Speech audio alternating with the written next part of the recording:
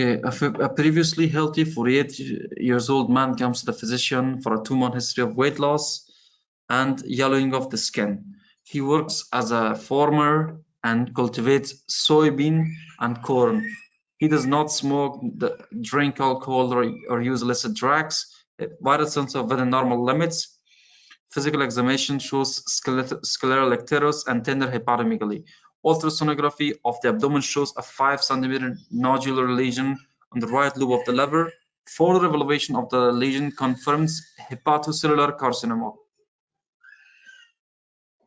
The activity of which of the following enzyme most likely contributed to pathogenesis of this patient condition?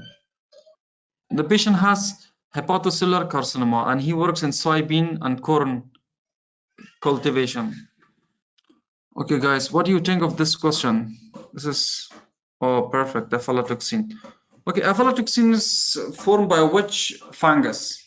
Aspergillus. Excellent. Aspergillus is the fungus that produces aflatoxin in soybean and corn and wheat. You know, this is if there's improper storage of these things, these ingredients, and also improper cultivation. Okay, aflatoxin causes what? Produces a protein called aflatoxin B1 protein.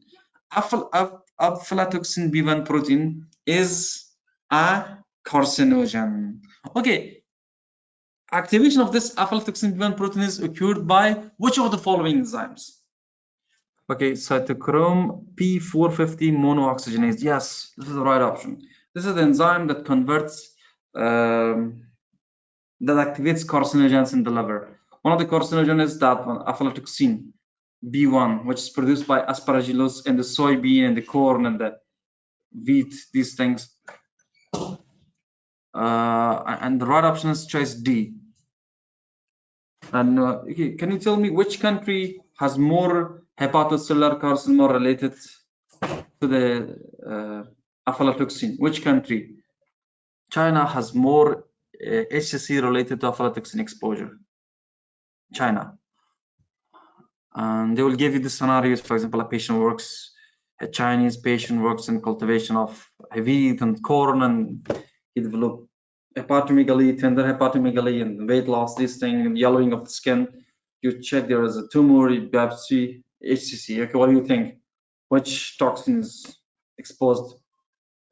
The patient is exposed by which type of toxin? Aflatoxin B1. Okay, aflatoxin B1, I think, causes some sorts of point mutation, and